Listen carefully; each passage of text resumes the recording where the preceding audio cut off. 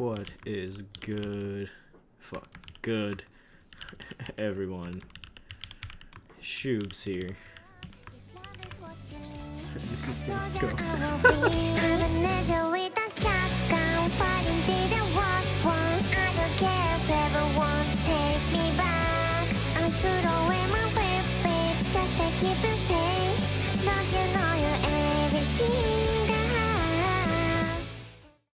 What is good, everyone? Shoobs here. Before we start the video, I got some important info, so don't you press that skip button, please don't.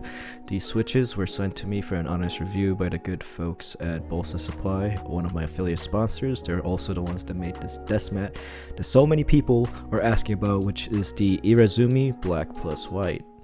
Also, a big shout out to those that came to my first test stream on Twitch last night. I wasn't sure on streaming because I get a bit of anxiety, but after trying it out, it was really fun, and I plan on streaming some builds, lubing, and other shit moving forward, so go follow me on Twitch at ShoobsTube. Link is also in my description. Also follow my Instagram and Twitter, not Shoobs, for updates and other shit. Whoa, can you believe this guy all self-promoting and shit? Fucking no shame at all.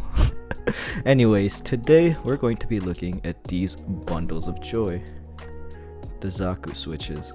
So, some info on the switches itself. These are linear switches manufactured by Tixi, featuring a polycarbonate top, nylon bottom, palm stem, the usual bread and butter combination, as well as a 63.5 gram double multi-stage spring, and of course a very meta long pole. Just gotta give a quick shout out to Bolsa. These are the most cultured switches I've probably done a review for. Gundam is one of my favorite anime series of all time, and the Zaku mobile suit is just one of my favorite mobile suits of all time as well. It's just fucking iconic, and you know, I'd be always wearing that Zaku ring.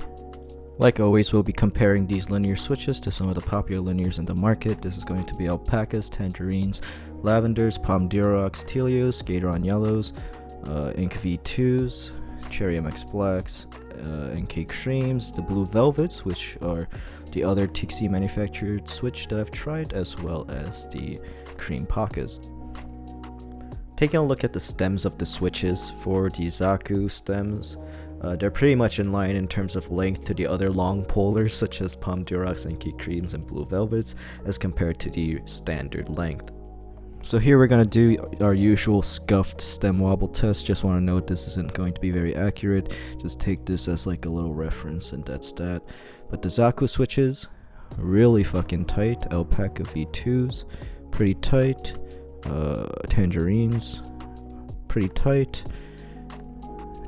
Lavenders, pretty tight. POM Durocks, pretty tight. Yellows, a bit wobbly. Tealios, a little wobbly. V2s, Ink V2s, a little wobbly. Cherry MX Blacks, a little wobbly.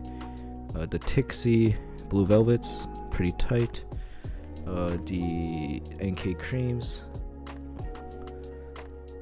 a bit wobbly, and then the Creampacas are pretty tight. Like always, a quick disclaimer before we start the sound tests. It's not accurate at all. It should just be used as slight reference. Everyone's case, everyone's room acoustics, desk setup, mic setup, everything's different. So take this with a grain of salt. Like always, we'll be testing everything on the Z position, as the position of the case affects the sound. And the case we're using is the mode 80, all gaskets installed with aluminum plate.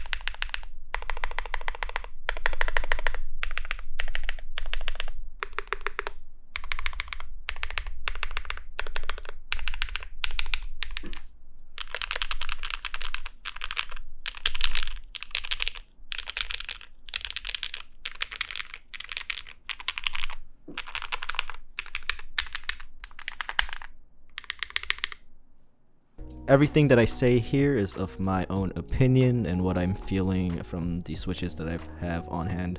You can have different stance, and that's the beauty of this hobby.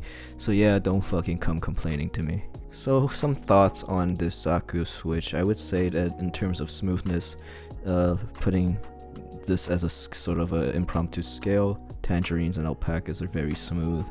Tealios and POM Durocks are a little less smooth than these, but still very smooth. Cherry MX Blacks, the Hyperglides, and the Milky top yellows are a little bit scratchy, and the Novel Key Creams being the scratchiest of the bunch. I would say that I would rate the Zakus sort of in between, around the area of the Tealios and the POM Durocks. They are quite smooth, just not as smooth as these two, but they are not bad at all. They're quite smooth. In terms of sound profile, I would say that this is a rather it's on the deeper side in my opinion, but it has that loud bottoming out sort of sound that you see with the Creampacas, as well as with some of the other longer pole ones. But the sound is very loud, even compared to the Blue Velvets, which are longer pole, and the POM Durocks, and the feeling of bottoming out is almost near identical to the Franken switch that is the Creampaca and the other JWK variants that utilizes the cream stem. So if you want to get that sort of quick bottoming out feel from the longer stem, then I would go with the Zakus if you don't really want a Franken switch. As for the double spring and how it affects the feel of the switch, this is of course based on my limited use of double springs, but compared to your average linear and slow springs, these feel a little bit more bouncier in my opinion. It starts off rather heavy initially, but there is a sharp change in the middle of the press, sort of making it feel more like a abrupt progressive spring, with the return being quite fast. All I can really say is that it's pretty fun and it's interesting, and it's hard to really describe unless you try it yourself. So my overall thoughts on these switches are that they are solid. The smoothness when lubed is quite good, sound profile is something I personally like a lot, and they capture the feeling of Creampacas and other cream stem Franken switches such as the Black Cherry Pies very well, with that faster bottoming out and louder and more harsh bottom out as well. I'm quite happy to see interesting switches like these continue to come out in the market. Anyways guys, thank you so much for checking out the video, and thank you to everyone that joined my stream last night. I really was a good time. I had my doubts with streaming, but I think that it's very fun and I'll try to continue doing it.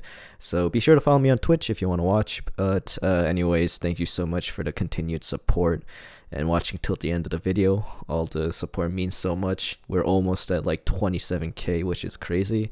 More Switch reviews, keyboard builds, and comedy videos on the way soon, and I'll catch you guys on the next one.